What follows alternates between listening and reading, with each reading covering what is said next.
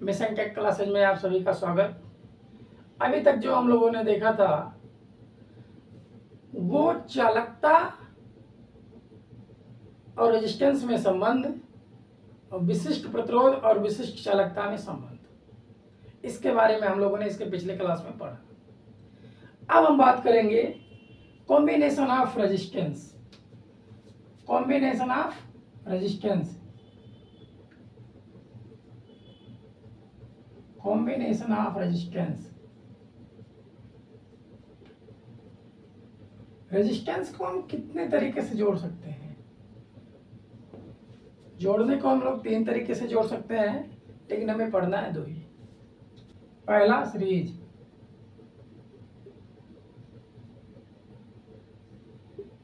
Series combination.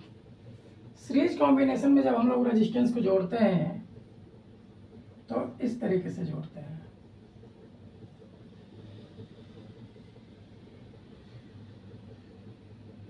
ये ए है और ये बी, ये R1, R2 और R3। यहां से हम लोग सोर्स देते हैं,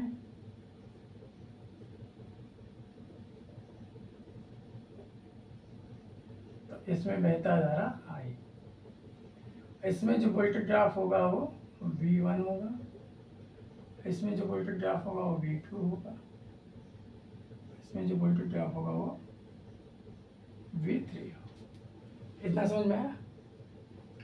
तो अब हम बात करते हैं सीरीज कंडीशन में। सीरीज कंडीशन में आपके लिए मार्ग एक ही है, पथ जो बोलते हैं रास्ता, धारा के बहने का रास्ता एक ही है।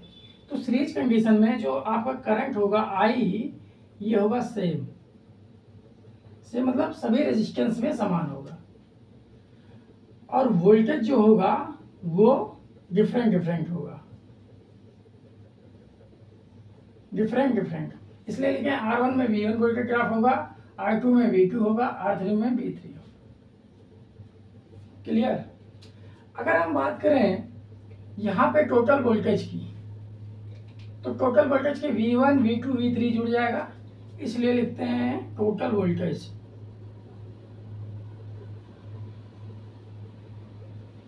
टोटल वोल्टेज VT बराबर V1 plus V2 plus V3। हम लोगों ने ओम्स लॉ पढ़ा था, V बराबर IR, तो इसी को यहाँ पे रखते हैं। तो यहाँ पे V बराबर हो जाएगा IR1, क्योंकि I हर जगह सेम है, यहाँ भी सेम, यहाँ भी सेम, यहाँ भी, क्योंकि मार्ग एक ही है अपने पास। और V2 बराबर हो जाएगा IR2 और V3 हो जाएगा IR3। तो यहाँ I कॉमन हो जाएगा, R1 plus R2 plus R3।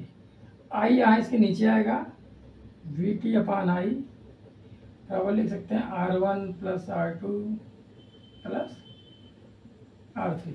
और V अपान I यहाँ से इस फार्मूले से अगर हम निकालें V अपान I इक्वल क्या हो जाएगा? R। तो यहाँ पे हो जाएगा VT है तो टोटल हो जाएगा RT बराबर R1 plus R2 plus R3।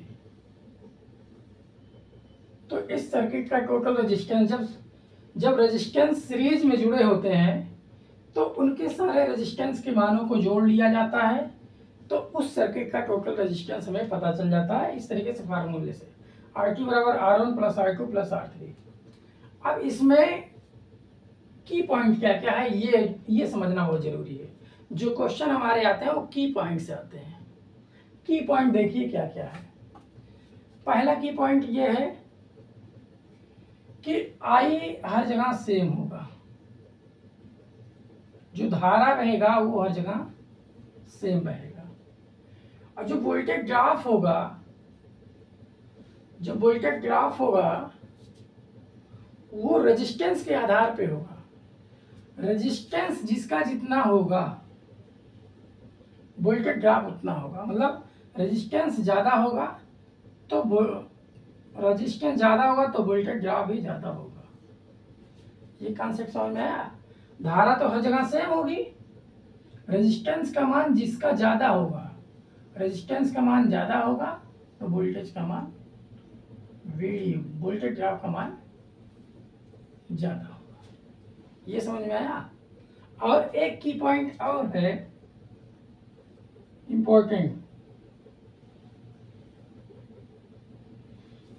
इस सर्किट का जो टोटल रेजिस्टेंस होगा, सीरीज में जुड़े रेजिस्टेंसों के टोटल सर्किट का मान वह होगा जो उसमें सबसे बड़ा मान होगा उससे भी ज्यादा होगा। जैसे अगर हम बात करें उसमें R1 सबसे बड़ा है, R2 व R3, तो इसमें बड़ा सबसे R1 है, तो सर्किट का जो टोटल रेजिस्टेंस होगा RT बराबर वो R1 से भी बड़ा होगा। इस तरीके से तो कह सकते हैं सीरीज सर्किट में जुड़े रेजिस्टेंसों का मान सबसे बड़े वाले रेजिस्टेंस के मान से भी टोटल अधिक होगा। क्लियर समझ में आ गया। R1 जिससे सबसे बड़ा है R2 R3 से, तो इस सर्किट का टोटल रेजिस्टेंस जो होगा वो R1 से भी बड़ा होगा। ये इसका की पॉइंट है, ये याद रखिए, बहुत इंपॉर्टेंट है। और जिसका रेजिस्टेंस जितना ज्यादा होगा उसमें वोल्टेज ड्रॉप उतना अधिक होगा। इतना बात समझ में आ गया। जहाँ नहीं समझ में आएगा वो कमेंट करिएगा, हम जवाब जरूर देंगे। ओके, ये था सीरीज कॉम्बिनेशन। क्या था? Series combination. अब हम लोग देखेंगे पैरेलल कॉम्बिनेशन। अब हम बात करते हैं पैरेलल कॉम्बिनेशन का।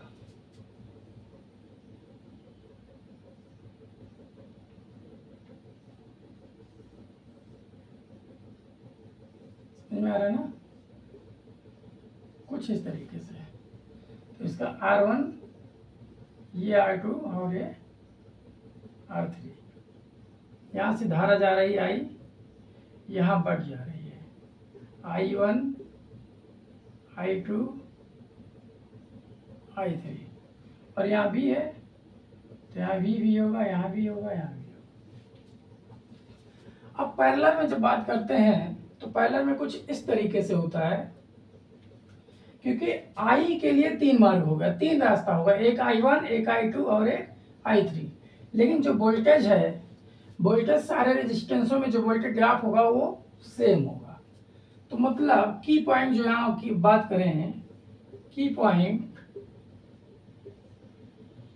V same I different.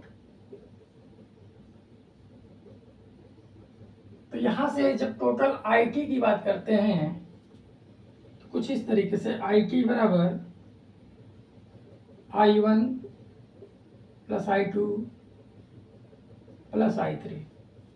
तो I बराबर लिख सकते हैं, क्योंकि होता ना I बराबर V बाई R लिख सकते हैं ओम्स लॉ के नियम के अनुसार। तो V सेम है R1, V R2, V R3। तो यहाँ से V आएगा नीचे, IT अपान V, यहाँ हो जाएगा 1/R1 plus 1/R2 plus 1/R3।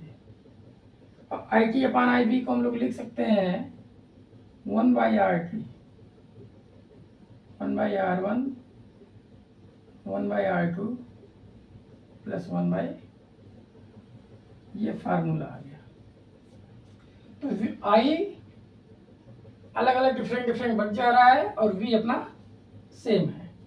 तो यहां से जो फार्मूला मतलब की पॉइंट यहां से जो बनेगा, एक तो की पॉइंट बन गया V सेम है और I डिफरेंट है।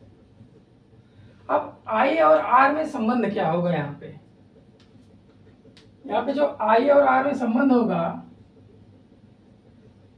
I समानुपाते 1/R का बनेगा। क्यों? क्योंकि R क्या है? रेजिस्टेंस। रेजिस्टेंस जो है वो धारा का विरोध करता है। मतलब यहाँ लिख सकते हैं रेजिस्टेंस जितना ज्यादा होगा धारा उतना कम बहेगी उसमें। मतलब ये हम कह सकते हैं जिस सर्किट का रेजिस्टेंस जितना ज़्यादा होगा धारा उसमें उतना कम बहेगी। ये की पॉइंट है, संभाल के रखना, ध्यान रखना। रेजिस्टेंस का मान जितना कम धारा उतना ज़्यादा, रेजिस्टेंस का मान जितना ज़्यादा धारा उतना कम। और एक की पॉइंट ये है कि इस सर्किट का जो टोटल रेजिस्टेंस होगा, पैरेलल में जुड़े रेजिस्टेंसों या पैरेलल में जुड़े प्रतिरोधों का टोटल प्रतिरोध जो होगा वो सर्किट में जुड़े सबसे कम प्रतिरोध, क्या सबसे कम प्रतिरोध से भी कम होगा। अगर यहाँ बात करें R1 बड़ा है, R2 बड़ा है R3 से, तो इस सर्किट का जो टोटल रेजिस्टेंस होगा RT वो R3 से भी कम होगा। ये संभाल के रखना, इस तरीके से एग्जाम में थ्योरी में दे देता है R1 R2 R3 सर्किट में, पैरेलल सर्किट में जुड़े हैं, क्रमशः R1 R2 से बड़ा है, R2 R3 से बड़ा है, तो उस सर्किट का रेजिस्टेंस क्या होगा, R3 से कम होगा, R2 से कम होगा, R1 से कम होगा या बराबर होगा। तो उस सर्किट का रेजिस्टेंस जो होगा टोटल रेजिस्टेंस वो R3 से कम होगा, मतलब कम वाले से भी कम। तो ये संभाल के रखना, ठीक है। इतना समझ में आ गया,